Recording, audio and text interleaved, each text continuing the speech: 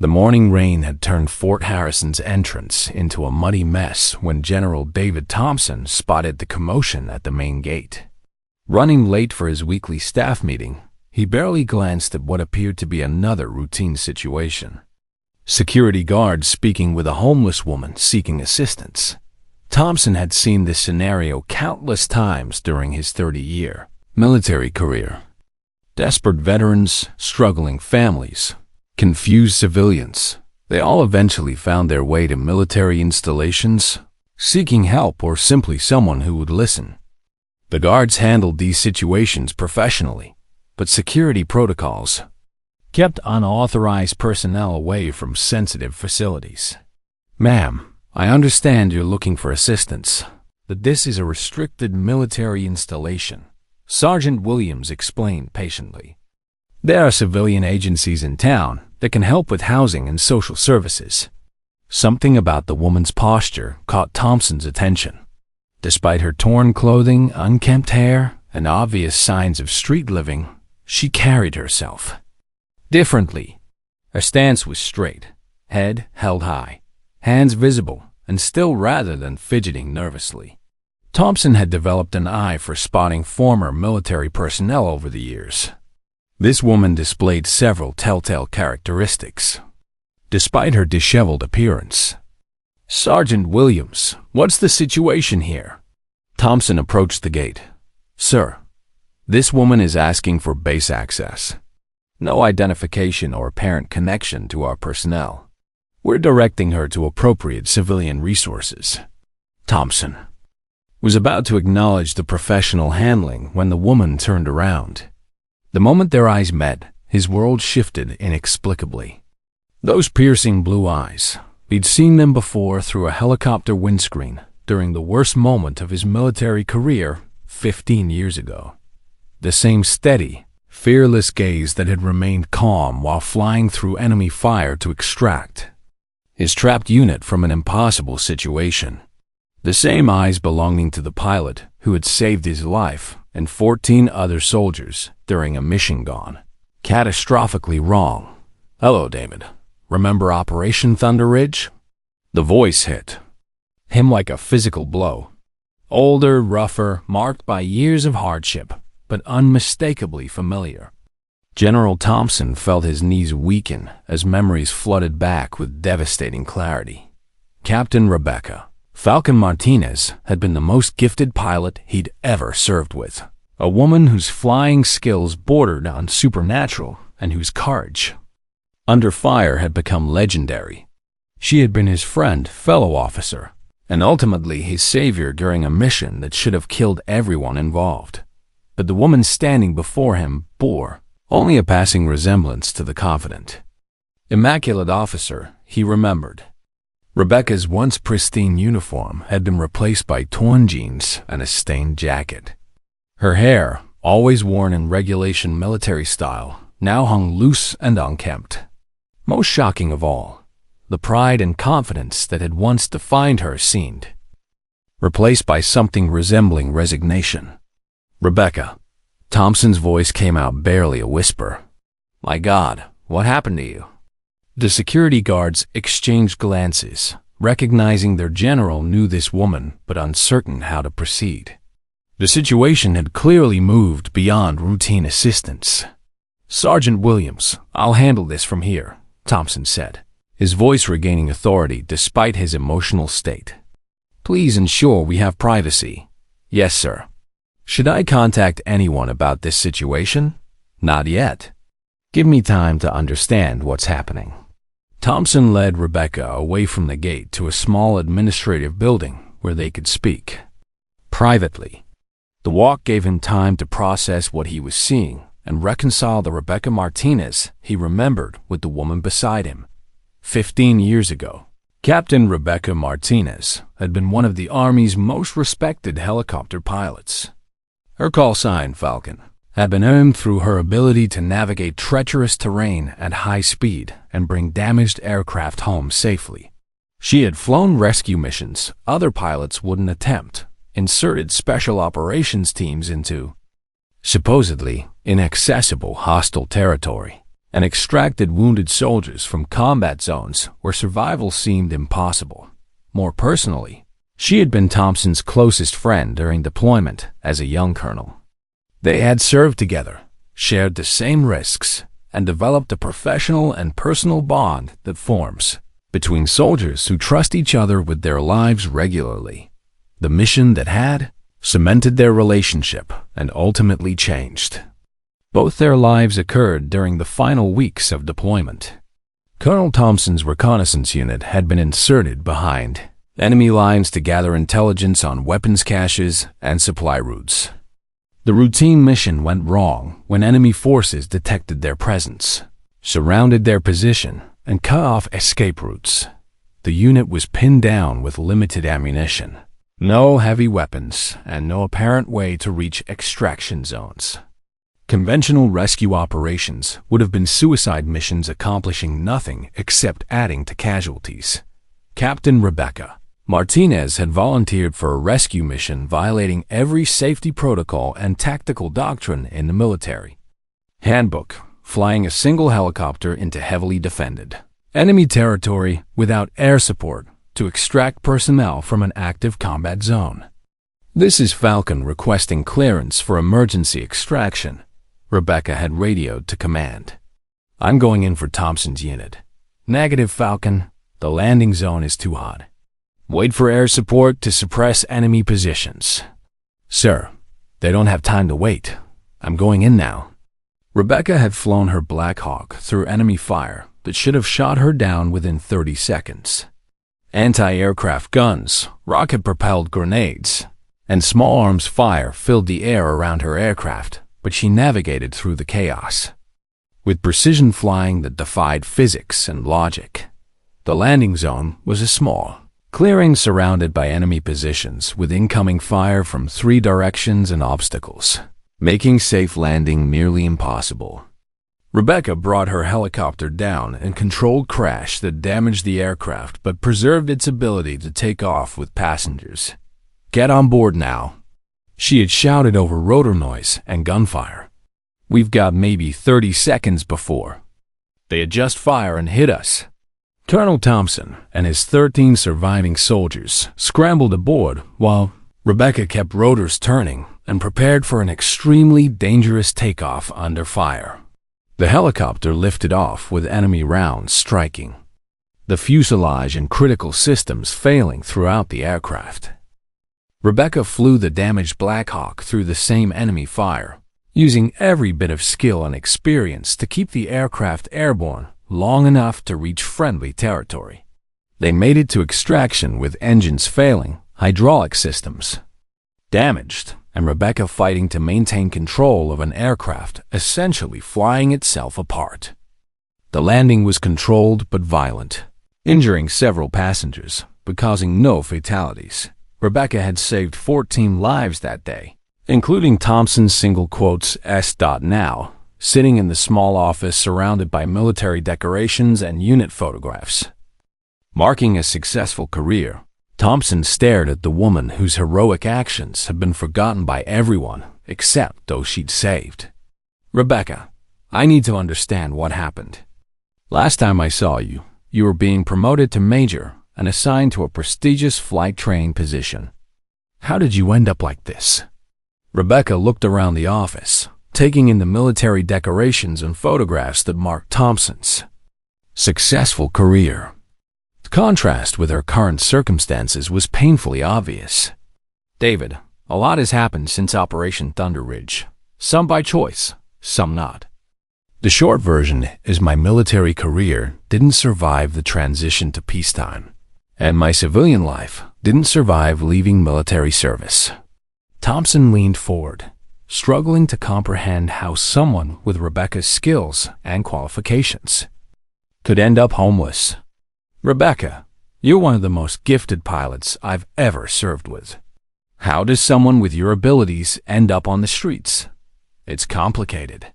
Rebecca's voice carried years of accumulated bitterness. After the war, the Army downsized and changed priorities. Combat experience became less valuable than peacetime qualifications. Flying skills essential during wartime became liabilities during budget cuts and personnel reductions. Thompson understood the broader context Rebecca described. The military drawdown following major combat operations had forced difficult decisions about personnel retention and advancement. Many highly qualified combat veterans found themselves surplus to peacetime requirements despite proven abilities and service records. But Rebecca's case seemed particularly tragic given her exceptional skills and heroic record. What specifically happened? Was there a particular incident that ended your career? Rebecca's expression became guarded, and she took several moments before responding. There was an investigation after a training accident. A student pilot was killed during a routine exercise I was supervising. The accident board found that my teaching methods were too aggressive and that I had failed to maintain adequate safety standards. That doesn't sound like the Rebecca Martinez I knew. You were always extremely safety conscious. The accident wasn't my fault, but it happened on my watch during a training program I was responsible for. In the post-war environment, any negative incident became grounds for career termination. They offered me the choice between accepting responsibility or facing court-martial that could have resulted in criminal charges. Thompson began understanding how Rebecca's career had been destroyed by circumstances beyond her control. The combination of peacetime politics, risk-averse leadership, and need for scapegoats following training accidents created situations where even exemplary officers could be forced out. So you accepted responsibility to avoid court-martial? I accepted responsibility because it was the only way to protect other instructors in my program. If the investigation had continued, several other officers would have been implicated and their careers destroyed. I took the blame to limit damage.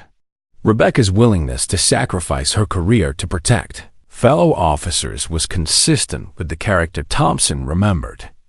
She had always placed others' welfare above her own interests, even at significant personal cost.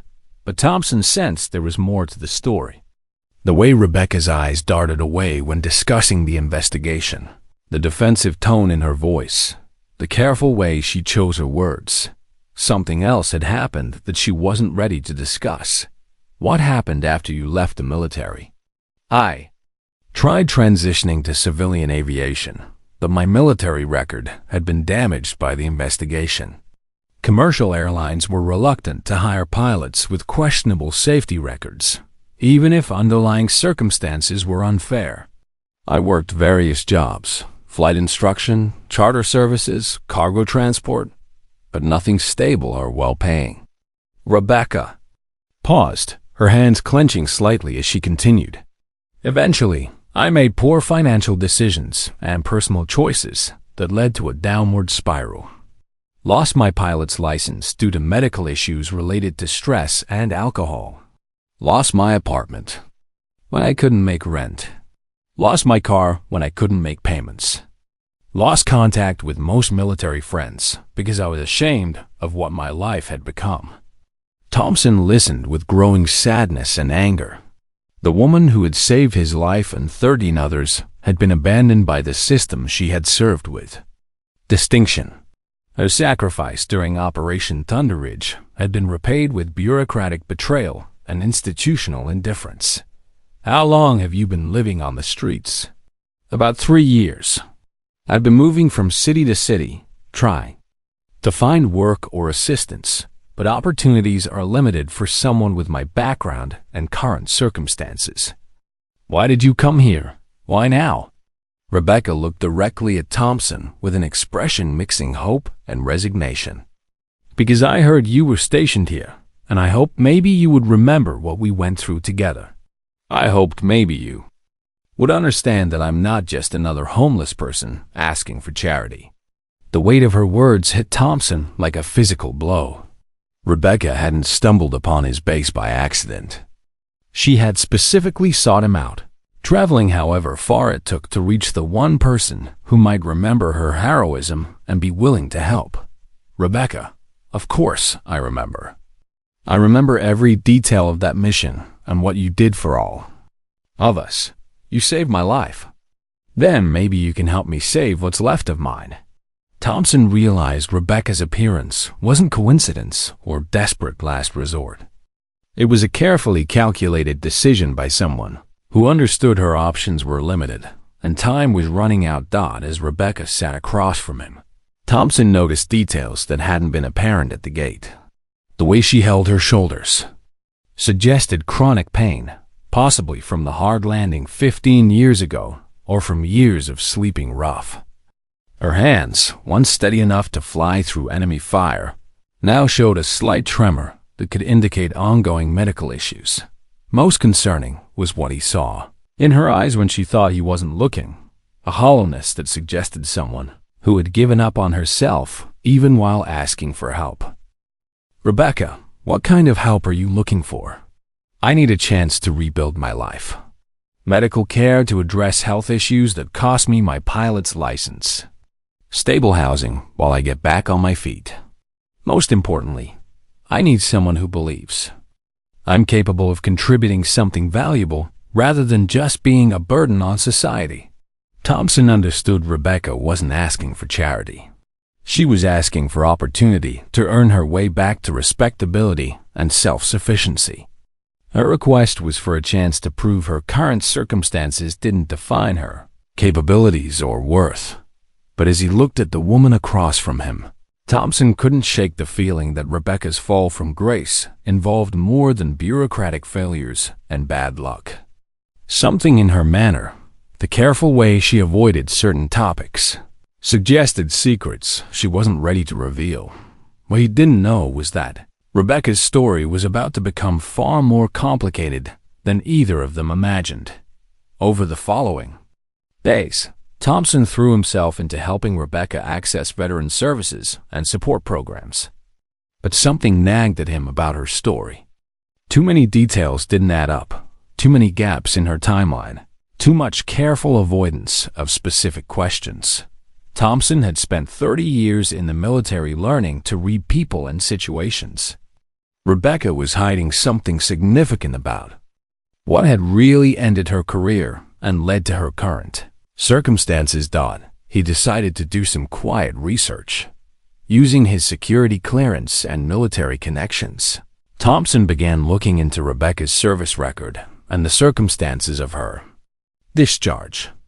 What he found was disturbing and far worse than what Rebecca had told him. The training accident she had mentioned was real, but the investigation had uncovered something else entirely. Rebecca hadn't just taken responsibility to protect other instructors. She had been covering up evidence of systematic corruption in the flight training program, according to classified investigation files. Rebecca had discovered that her commanding officer, Colonel Marcus Blackwood, had been falsifying training records, passing unqualified pilots, and taking bribes from wealthy families to guarantee their children's success in the program. The student pilot who died had been one of these unqualified candidates who should never have been allowed near an aircraft. When Rebecca tried to report the corruption through proper channels, she found that Colonel Blackwood had allies throughout the command structure. Her initial reports were ignored, buried, or dismissed as complaints from a disgruntled officer having difficulty adjusting to peacetime standards. The investigation files revealed that Rebecca had continued gathering evidence, even after being warned to stop. She had documented dozens of safety violations, recorded conversations with corrupt instructors, and compiled proof that the training program was essentially selling pilot certifications to the highest bidders. But Colonel Blackwood had discovered Rebecca's investigation and moved first. When the fatal training accident occurred, he used it as an opportunity to destroy Rebecca's credibility and end her military career before she could expose the corruption.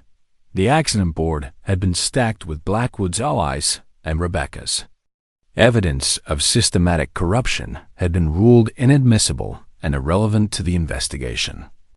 She was given the choice between accepting full responsibility for the accident or facing court-martial on charges that Blackwood's allies would ensure resulted in conviction and imprisonment.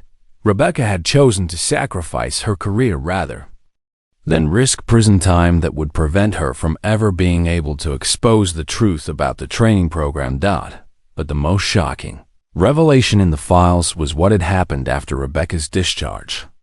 She hadn't given up fighting the corruption. For years, she had continued investigating, gathering evidence, and trying to find someone in authority who would listen to her concerns about pilot safety and training standards. Her transition difficulties and eventual homelessness weren't just the result of bureaucratic failures and personal struggles. They were the consequence of a systematic campaign to discredit and silence her by people who had powerful reasons to ensure her accusations never received official attention. Thompson realized that Rebecca's appearance at his base wasn't just about seeking help for her personal situation. She was still fighting the same battle she had been fighting for 15 years, still trying to expose corruption that was putting pilots and passengers at risk. And now she needed his help, not just to rebuild her life, but to finish what she had started and ensure that her evidence finally reached people with the authority and integrity to act on it. But Thompson also understood that helping Rebecca would put his own career at risk. The files indicated that Colonel Blackwood had been promoted to general and was now serving in a high-level Pentagon position with influence throughout the military aviation community.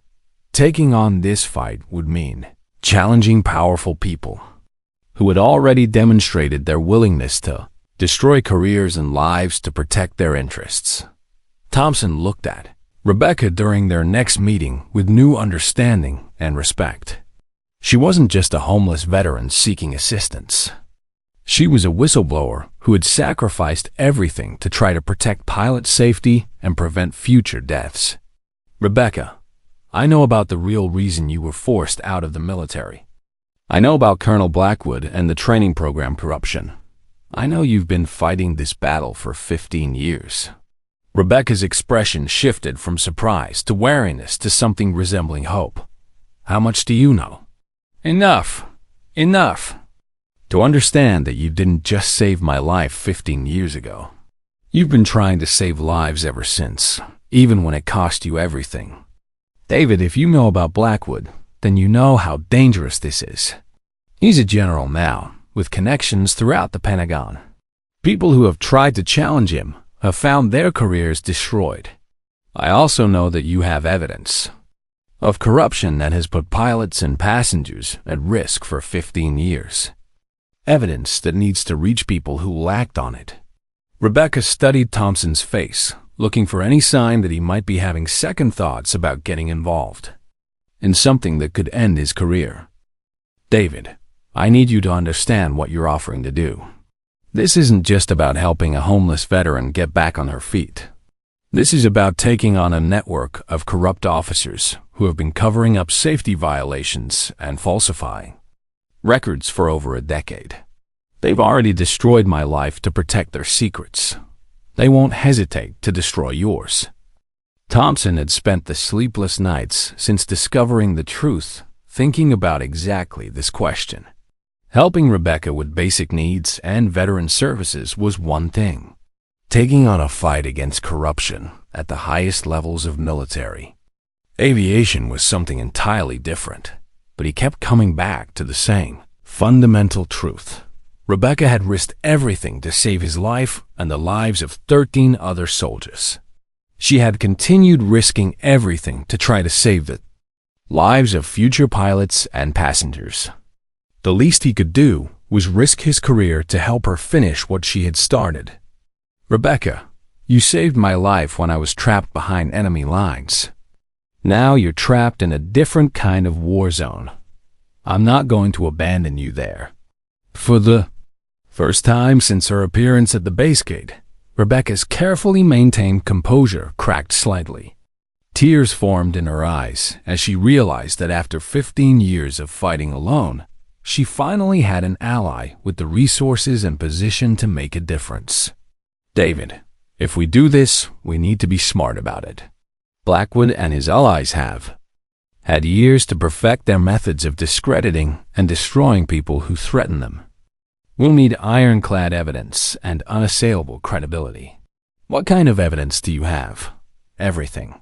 Recorded conversations, falsified documents, financial records showing bribe payments, testimony from pilots who witnessed safety violations. I've spent 15 years building an airtight case that even Blackwood's allies won't be able to dismiss or cover up. Thompson realized that Rebecca's years of homelessness and struggle had been spent not just surviving, but continuing her investigation and building the case that could finally bring justice. Where is all this evidence? Hidden in storage facilities across multiple states. I've been careful to ensure that no single location contains enough information to compromise the entire investigation if it's discovered. Rebecca, why haven't you been able to get this evidence to the right people before now? Because everyone I tried to contact was either part of Blackwood's network or too afraid of the political consequences to get involved. I needed someone with enough rank and credibility to demand attention, and enough integrity to see this through regardless of personal cost. Thompson understood that Rebecca had been waiting years to find someone like him, someone she trusted, someone with sufficient position to force action, and someone who owed her enough to take the risks involved. What's our first step? We start by getting me off the streets and into a position where I can be taken seriously as a witness. Then we begin assembling the evidence in a way that can't be ignored or dismissed. As Thompson looked at Rebecca, he realized that helping her rebuild her life and exposing the corruption that had destroyed her career weren't separate goals. They were part of the same mission that had started 15 years ago when she had flown through enemy fire to save. His life thought the war wasn't over. It had just moved to a different battlefield. Thompson worked quickly to get Rebecca into temporary housing through veteran services and connected her with medical care to address the health issues that had cost her pilot's license. But their real work was happening in the shadows as they began the careful process of assembling 15 years of evidence into an unassailable case against corruption in military aviation training. Rebecca's preparation was meticulous. She had spent years anticipating this moment, and every document, recording, and piece of testimony had been carefully preserved and cross-referenced. Her evidence wasn't just comprehensive. It was professionally organized and legally bulletproof. The first shock came when Thompson realized the scope of Rebecca's investigation. The corruption wasn't limited to one training program or one corrupt officer.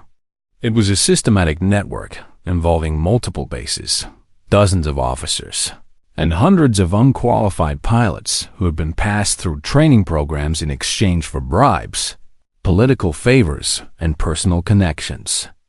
David, this goes far beyond what I initially discovered with Blackwood's program, Rebecca explained as they reviewed documents in Thompson's secure office. Over the years, I've identified similar corruption at training facilities across the country. We're talking about potentially thousands of pilots who received certifications they didn't earn and shouldn't have.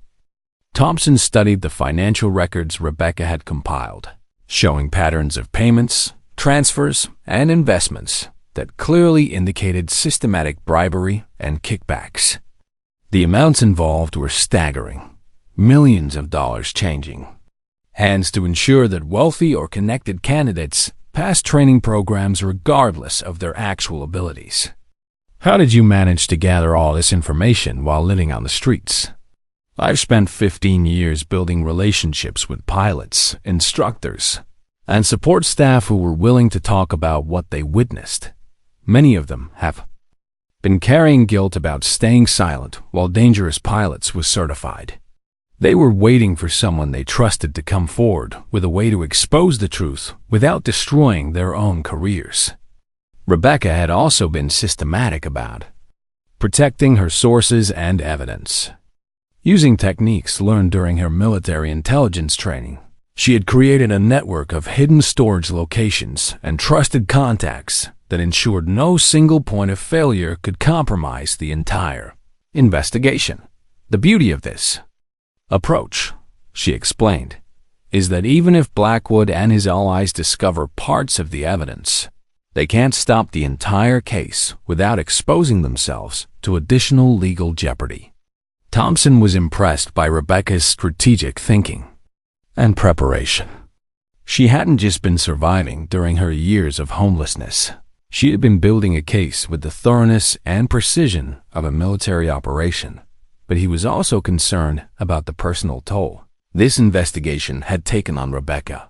15 years of living in secrecy, constantly moving, never able to trust anyone completely, had left marks that went beyond physical hardship. "Rebecca, what's your plan for actually exposing this? We have the evidence, but we need a strategy for ensuring it reaches people who will act on it. That's where your position and credibility become crucial. We need to present this case to someone high enough in the chain of command to demand action, but far enough outside Blackwood's network to ensure integrity." Thompson had been thinking about exactly this problem. The challenge was finding officials with sufficient authority and independence to investigate corruption involving general officers and Pentagon-level politics. "I think we need to go outside normal military channels. Inspector General investigations can be compromised if the subjects have sufficient influence. We need to involve civilian oversight or congressional authorities who can't be intimidated by military politics." Rebecca nodded. "I've been thinking the same thing. But approaching civilian authorities requires even more ironclad evidence and unassailable credibility. Military officials might dismiss concerns about training standards as internal matters, but civilian oversight bodies will demand proof of specific legal violations and clear evidence of public safety risks." Over the following weeks, Thompson and Rebecca worked to reorganize and present the evidence in formats that would be compelling to civilian investigators and congressional oversight committees. They focused on three main categories of violations: fraud and bribery in training programs, falsification of government documents, and knowing certification of unqualified pilots in violation of public safety regulations. The fraud and bribery cases were straightforward, with financial records and recorded conversations providing clear evidence of criminal activity. The falsification charges were similarly strong, with original documents showing systematic alteration of training records and test scores. The public safety angle was the most compelling for civilian authorities, as it directly involved risks to commercial passengers and military personnel who depended on properly trained pilots for their safety. But as they prepared their case, Thompson began noticing signs that their investigation might have been discovered. Phone calls that ended abruptly when he entered rooms. Colleagues who seemed unusually interested in his activities. Administrative requests for information about his current projects and security clearance usage. "Rebecca, I think we may have attracted attention. People are asking questions about my recent activities and security clearance access. I've been expecting this." Blackwood has allies throughout the intelligence community who monitor for threats to their network. The question is how much they know and how quickly they plan to act. Thompson realized they were entering the most dangerous phase of their investigation. Once powerful people learned they were being investigated, they would move quickly to protect themselves and destroy evidence. "How much time do we have?" "Not much. We need to get our evidence to civilian authorities immediately, before Blackwood's network can mount a campaign to discredit us or make the evidence disappear." Rebecca had anticipated this timeline and already identified the specific congressional offices and oversight agencies most likely to act on their evidence. She had also prepared multiple copies of all documentation and established procedures for simultaneous release to multiple authorities to prevent any single point of intervention. "David, once we take this step, there's no going back." Blackwood and his allies will use every resource available to destroy our credibility and our lives. Are you prepared for that? Thompson thought about the 15 years Rebecca had already spent fighting this battle alone, sacrificing everything to try to protect pilot safety and expose corruption. His comfortable career and secure position seemed like small things to risk compared to what she had already given up. I'm prepared. What's our timeline? We submit everything tomorrow morning, simultaneously to 3 congressional committees and 2 oversight agencies. By noon tomorrow, this becomes public, and we're committed to seeing it through regardless of consequences. That night, Thompson lay awake thinking about the mission that had brought Rebecca back into his life. 15 years ago, she had risked everything to save him and 13 other soldiers. Tomorrow he would finally have the opportunity to return that favor by helping her complete the mission. She had been fighting alone ever since the war that had started in a training facility corruption investigation was about to become a very public battle for accountability and safety in military aviation. And this time, Rebecca wouldn't be fighting alone. The morning, Thompson and Rebecca submitted their evidence to congressional oversight committees and federal agencies. The response was immediate and explosive. By noon, multiple investigations had been opened, and by evening, the story was breaking on national news networks. Military aviation corruption scandal exposes systematic bribery in pilot training programs. Ran across news tickers as reporters scrambled to understand the scope of the allegations and the implications for aviation safety. But Thompson quickly learned that Rebecca had been right about the dangers they faced. By the end of the first day, he received calls from his commanding officer demanding explanations, from Pentagon officials questioning his judgment, and from colleagues warning him that his career was in serious jeopardy. General Marcus Blackwood, now serving as Deputy Assistant Secretary of Defense for Aviation Programs, wasted no time launching a counteroffensive designed to discredit both Thompson and Rebecca before their allegations could gain traction.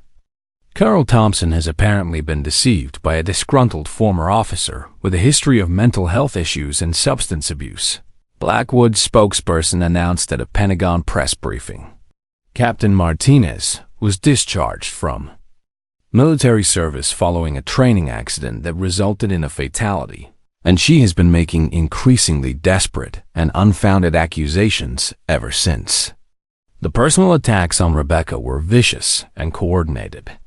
News reports suddenly appeared detailing her years of homelessness, her struggles with alcohol, and her pattern of making unsubstantiated claims against former colleagues. Military officials who had never spoken publicly before were suddenly available to reporters with stories about Rebecca's instability and difficulty accepting responsibility for her failures.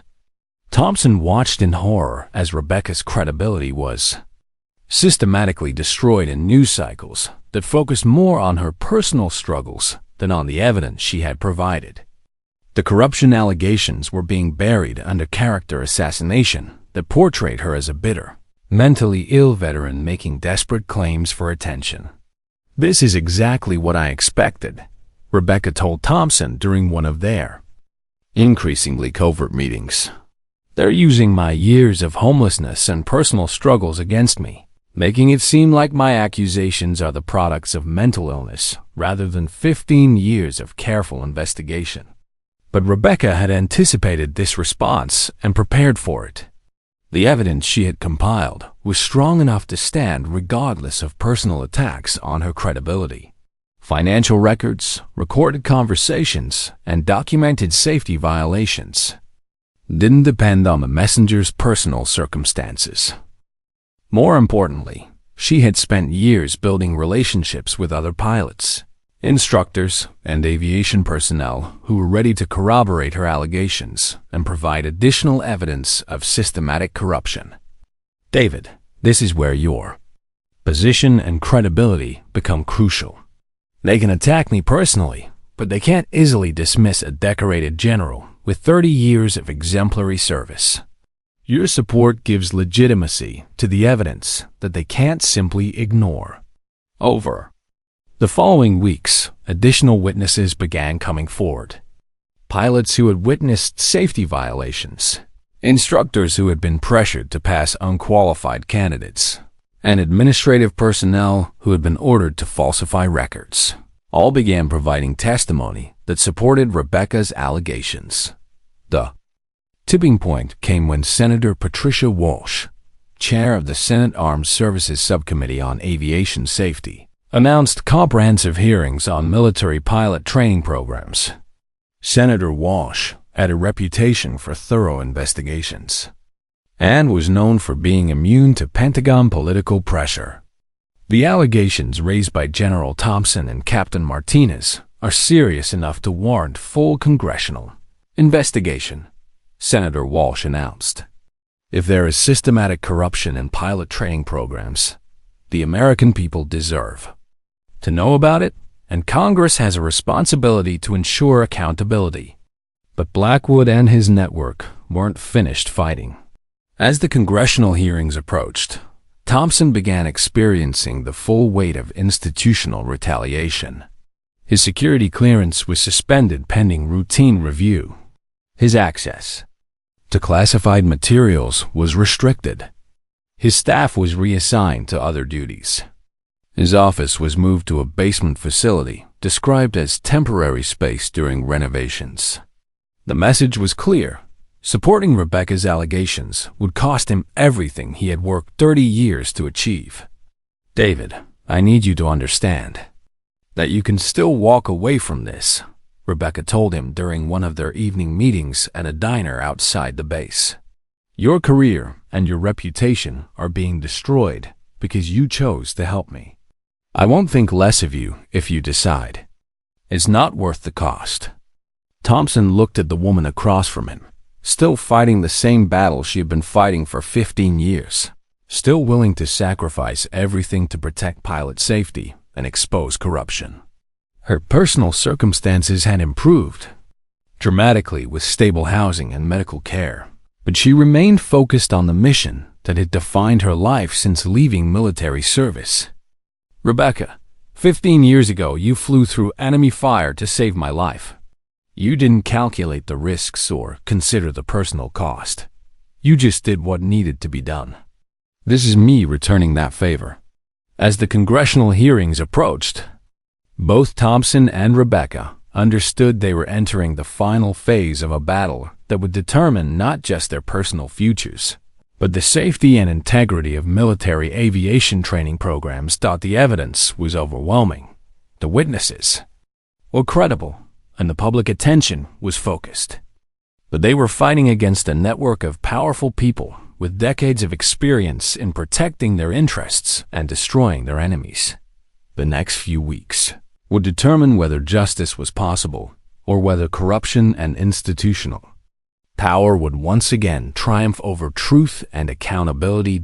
Senator Patricia Walsh's hearings began on a cold Tuesday morning in Washington, with packed galleries and live television coverage. The opening statements made clear that this wasn't going to be a routine oversight hearing, but a comprehensive investigation into systematic corruption affecting aviation safety. We are here to determine whether criminal activity has compromised the training and certification of military pilots, Senator Walsh announced. These are not abstract policy questions. These allegations involve the safety of service members and civilians whose lives depend on properly trained aviators.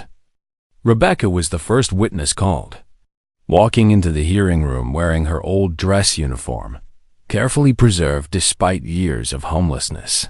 She presented a stark contrast to the character assassination that had been waged against her in the media, under oath and under the bright lights of national television. Rebecca methodically presented 15 years of evidence, financial records showing systematic bribery, recorded conversations documenting pressure to pass unqualified candidates, training records that had been falsified to hide safety violations. The senators, both Republican and Democrat, asked pointed questions that demonstrated they had thoroughly reviewed the evidence and understood its implications. Captain Martinez, you've alleged that General Blackwood's network has certified potentially thousands of unqualified pilots. Can you provide specific examples of pilots who received certifications they didn't earn? Rebecca opened a thick folder and began reading names, dates, and specific training violations. She presented documentation showing candidates who had failed multiple flight tests but were certified anyway after payments were made to training program accounts. She showed records of pilots who have been involved in accidents or safety incidents that could have been prevented with proper training. Most damaging of all, she presented evidence that some of these improperly certified pilots were currently serving in positions where they were responsible for passenger safety and military mission success. When General Blackwood was called to testify, his strategy was to attack Rebecca's credibility and dismiss the evidence as fabricated or misinterpreted. Senator Walsh, I spent 40 years serving this country with distinction. Captain Martinez was discharged from military service following a fatal training accident that she was responsible for. Her allegations are the desperate attempts of a bitter veteran who cannot accept responsibility for her own failures. But Rebecca and Thompson had anticipated this response. They had prepared counter-evidence for every personal attack and factual distortion in Blackwood's testimony. When Blackwood claimed that the financial records were forgeries, Rebecca presented bank statements and federal tax returns showing identical transactions from the original sources. When Blackwood claimed that the recorded conversations were edited or taken out of context, Rebecca presented unedited recordings with timestamps and metadata proving their authenticity. When Blackwood attempted to dismiss Rebecca's mental health and credibility, Thompson took the witness stand. Senators, I've served with Captain Martinez in combat operations where her judgment and integrity were tested under the most extreme circumstances. She saved my life and the lives of 13 other soldiers during a mission that required exceptional skill, courage, and decision-making under fire. Her character and capabilities are not in question. Thompson's testimony carried weight that personal attacks couldn't diminish. His 30-year career, his decorations, his reputation for integrity, none of it could be dismissed as the ravings of a disgruntled veteran. More importantly, Thompson presented evidence that Rebecca's allegations had been systematically covered up and ignored by military officials who had conflicts of interest or political reasons to protect the corrupt network. Senators, when I began investigating Captain Martinez's claims, I discovered that multiple attempts had been made over the years to bring these concerns to appropriate authorities. Each time, the reports were buried, the witnesses were transferred, or intimidated, and the evidence was dismissed without proper investigation. Thompson presented internal military communications showing that several officials had tried to investigate training program irregularities but were blocked by superiors with connections to Blackwood's network. The turning point came when Senator Walsh called Colonel James Patterson, who had served as Blackwood's deputy during the original training program corruption. Patterson had been granted immunity in exchange for his testimony, and his revelations were devastating. Senator Walsh, I was present during conversations where General Blackwood explicitly discussed taking payments in exchange for ensuring specific candidates passed training programs. I witnessed him ordering instructors to falsify records and threatening career consequences for anyone who refused to cooperate. Patterson's testimony provided the insider perspective that corroborated all of Rebecca's evidence from someone who had been part of the corrupt network. His detailed knowledge of specific transactions, conversations, and cover-up efforts eliminated any remaining doubt about the systematic nature of the corruption.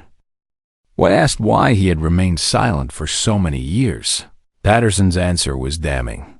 General Blackwood made it clear that anyone who exposed the operation would face court-martial, criminal charges, and career destruction. Captain Martinez's treatment was used as an example to ensure others understood the consequences of speaking out. By the end of the hearings, the evidence was overwhelming and undeniable. Financial records, recorded conversations, witness testimony, and documentary evidence had established a clear pattern of systematic corruption that had compromised aviation safety for over 15 years. Senator Walsh's closing statement was unequivocal. The evidence presented to this committee demonstrates criminal activity that has put military personnel and civilians at risk.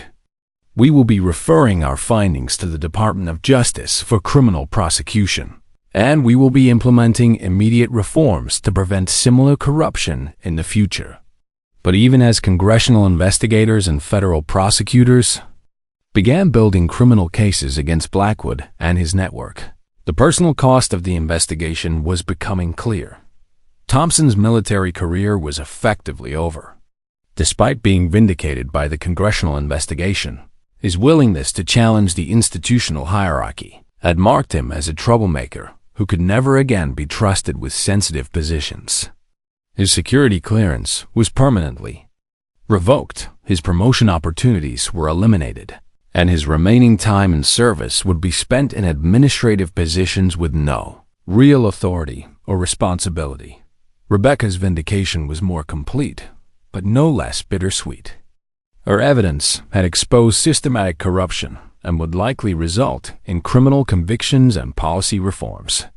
But 15 years of her life had been lost to homelessness and struggle while fighting a battle that should have been won decades earlier. David, do you regret getting involved in this? Rebecca asked during one of their meetings as federal prosecutors prepared their cases. Thompson considered the question seriously. His career was ruined. His reputation was permanently damaged among military circles, and his financial security was uncertain. But every time he thought about the alternative, allowing the corruption to continue while more pilots received certifications they hadn't earned and more people were put at risk, the answer was clear. Rebecca, you saved my life 15 years ago. This investigation has probably saved hundreds of lives by exposing dangerous pilots and forcing reforms in training programs. Some sacrifices are worth making. As they waited for the legal proceedings to conclude and the full scope of reforms to be implemented, both Thompson and Rebecca began considering what their lives would look like after the investigation was complete.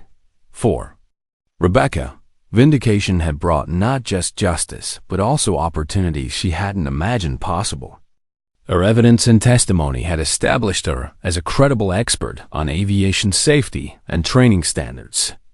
Multiple civilian aviation companies and oversight organizations had approached her about consulting positions that would allow her to use her expertise to improve safety standards throughout the industry. For Thompson, the end of his military career meant the beginning of a new chapter focused on veteran advocacy and institutional reform. His experience with the investigation had given him insights into how military hierarchies could be used to cover up corruption and silence whistleblowers. He had been approached by congressional staff and oversight organizations about positions that would allow him to help prevent similar corruption in the future. But before they could move forward with their new lives, they had to see the criminal proceedings through to completion and ensure that the reforms they had fought for were actually implemented. The war that had started with Operation Thunder Ridge 15 years ago was finally coming to an end. But the victory they had achieved would have meaning only if it resulted in lasting changes that protected future generations of pilots and passengers from the corruption they had exposed. The federal courthouse in Washington was packed with reporters, military personnel, and aviation safety advocates as the criminal trials began. General Marcus Blackwood and 12 co-conspirators faced charges including bribery, fraud, conspiracy, and endangering public safety. The prosecution's case was built on the foundation Rebecca had spent 15 years constructing: financial records, traced payments from wealthy families to training program accounts. Audio recordings captured explicit discussions of bribes and falsified records. Witness testimony from pilots, instructors, and administrative personnel corroborated every aspect of the conspiracy. Rebecca sat in the gallery during each day of testimony, watching as 15 years of evidence was presented in a federal courtroom.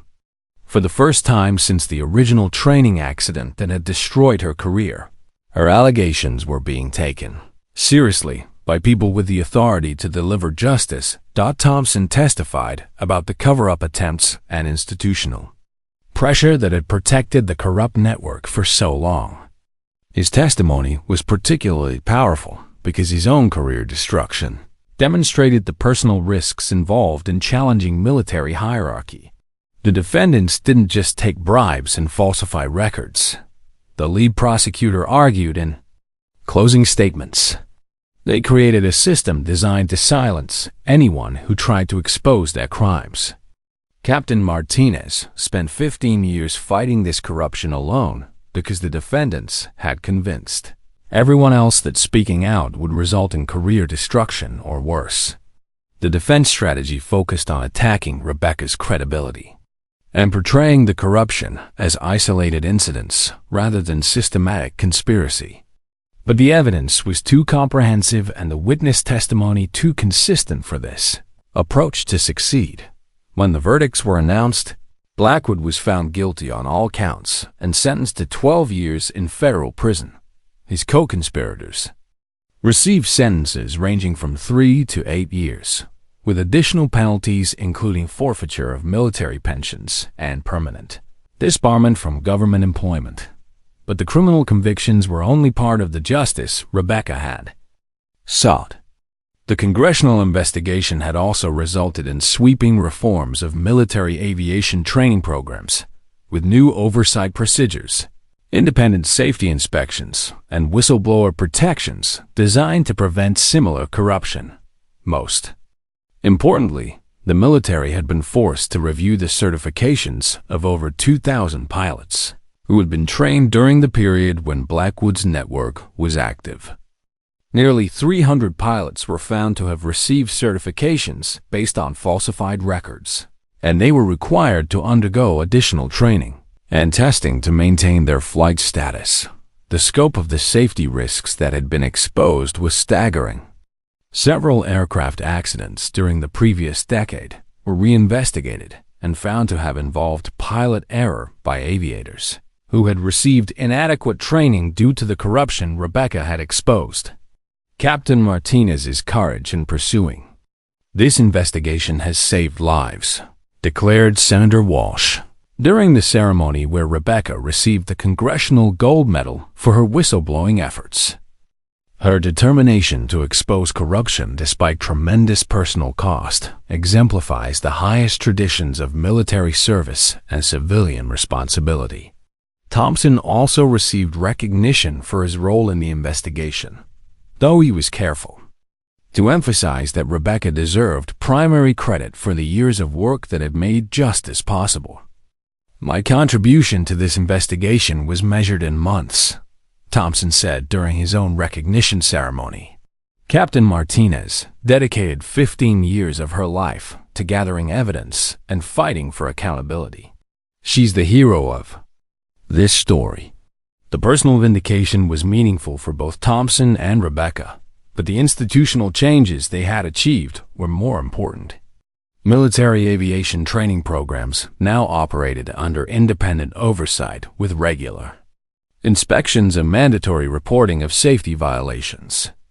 Whistleblower protections ensured that future corruption could be reported without fear of career retaliation.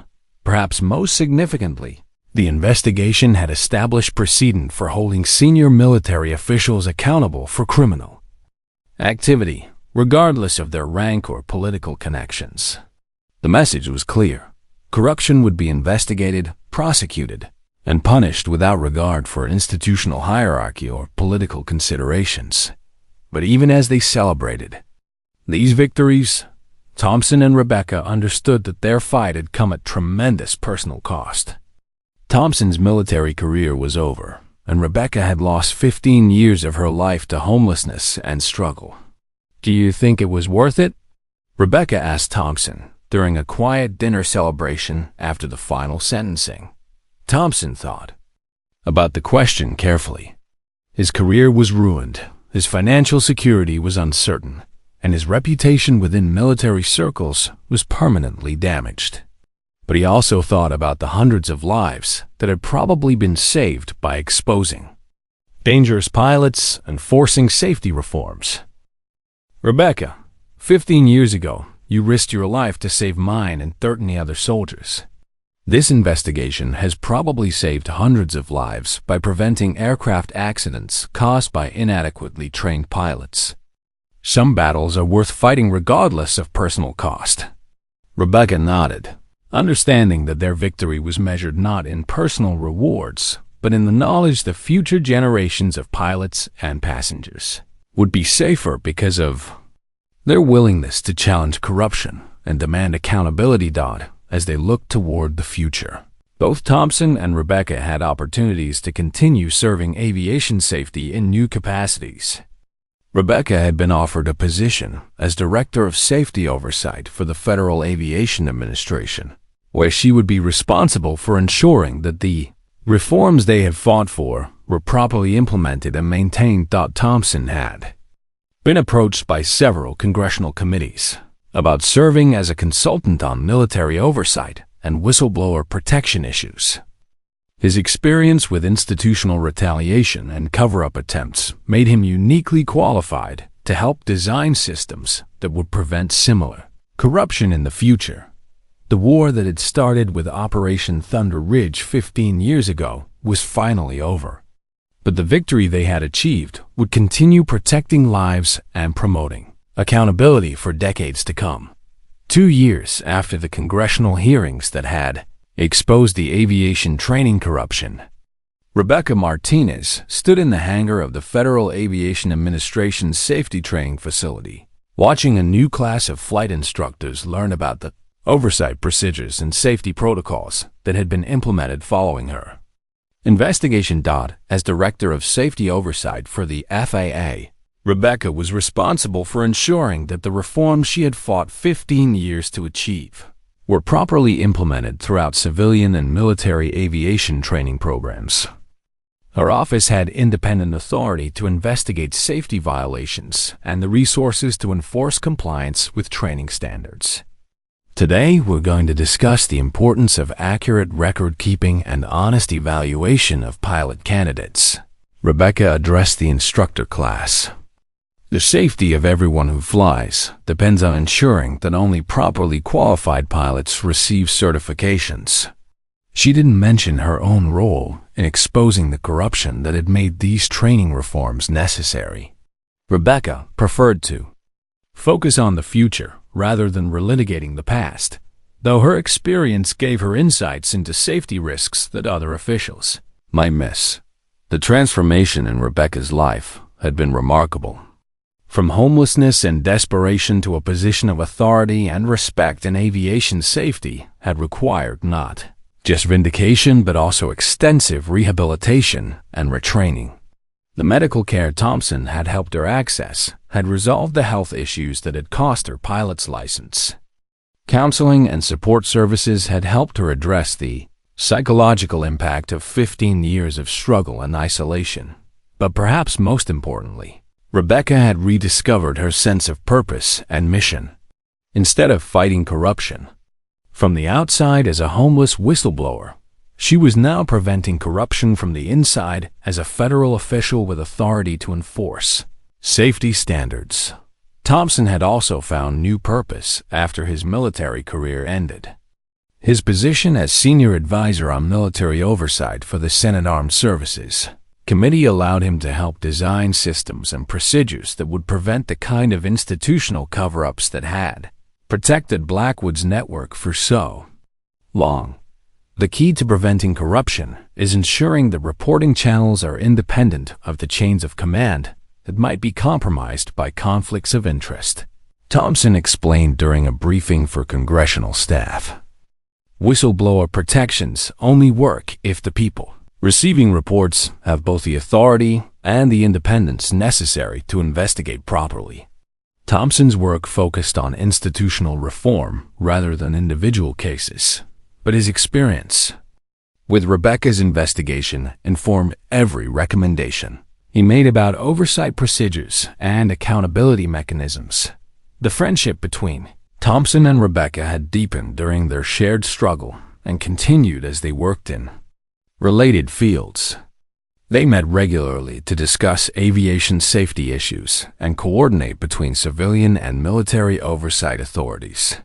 "David, I've been thinking about something," Rebecca said during one of their monthly dinners. "Do you think we would have been friends if we had met under different circumstances? If there hadn't been Operation Thunder Ridge or the corruption investigation?" Thompson considered the question seriously. Their relationship had been forged by extreme circumstances: combat rescue, institutional betrayal, and a 15-year fight for justice. But he had come to value Rebecca's integrity, determination, and perspective on issues beyond their shared experiences. "I think we would have been friends regardless," Thompson replied. "The circumstances brought us together, but your character and values are what made our friendship meaningful. Combat and corruption investigations don't create integrity, they just reveal it." The impact of their investigation continued to ripple through military and civilian aviation. The oversight procedures they had helped design were being adopted by training programs throughout the industry. The whistleblower protections they'd advocated for were being strengthened and expanded to other areas of military and government operations. Most significantly, the cultural changes their investigation had promoted were making it easier for people to report safety violations and corruption without fear of retaliation. The military hierarchy that had once protected corrupt officers through intimidation and cover-ups was being replaced by systems that prioritized accountability and transparency. "The real measure of our success," Rebecca often told her staff, "won't be the number of violations we discover or the penalties we impose. It will be the number of safety incidents we prevent through proper training and honest evaluation of pilot qualifications." Thompson shared this perspective in his oversight work. Accountability isn't about punishment, he frequently reminded congressional staff. It's about creating systems that make corruption impossible and ensure that public safety is never compromised by personal or political interests. As they reflected on the journey that had brought them from a muddy basegate encounter to positions of authority in aviation safety, both Thompson and Rebecca understood that their story was ultimately about the power of persistence and integrity. In the face of institutional indifference and corruption, Rebecca's 15-year struggle as a homeless whistleblower had seemed hopeless for most of that time. But her refusal to give up on seeking justice had eventually found the right ally at the right moment to achieve the accountability she had sought. Thompson's willingness to risk his career to support Rebecca's investigation had seemed like professional suicide when he made that choice. But his decision to prioritize truth over personal security had ultimately led to meaningful work that aligned with his values and experience. "I think about that morning at the base gate sometimes," Rebecca told Thompson during their dinner. "If you had just driven past the commotion instead of stopping to see what was happening, none of this would have been possible.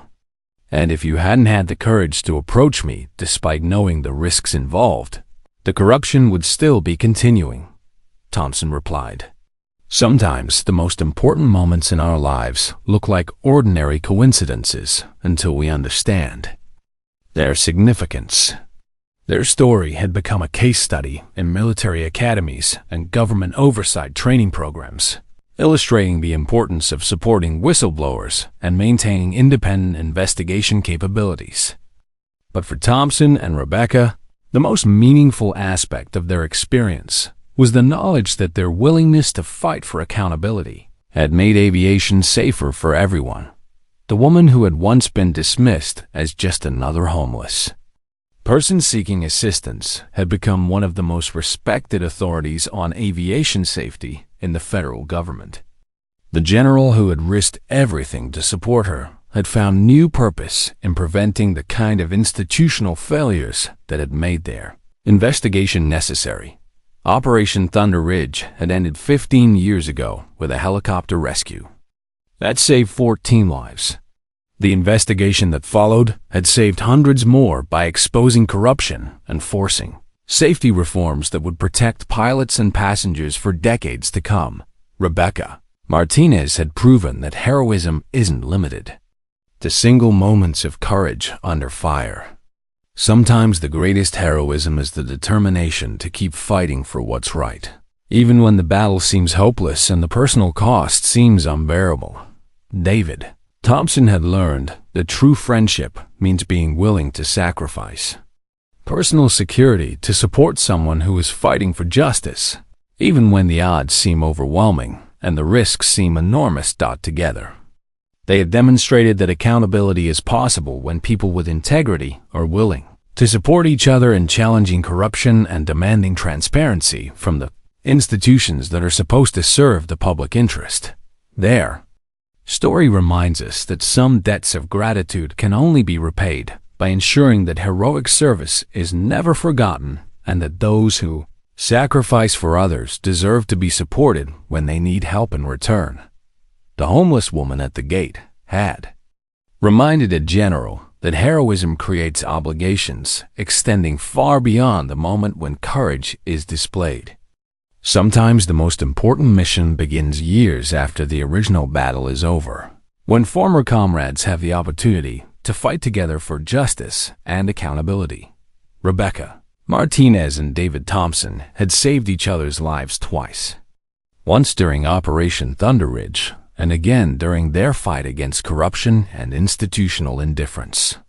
Their friendship proves that the bonds forged in service to others can overcome any obstacle when integrity and determination guide the battle for what's right.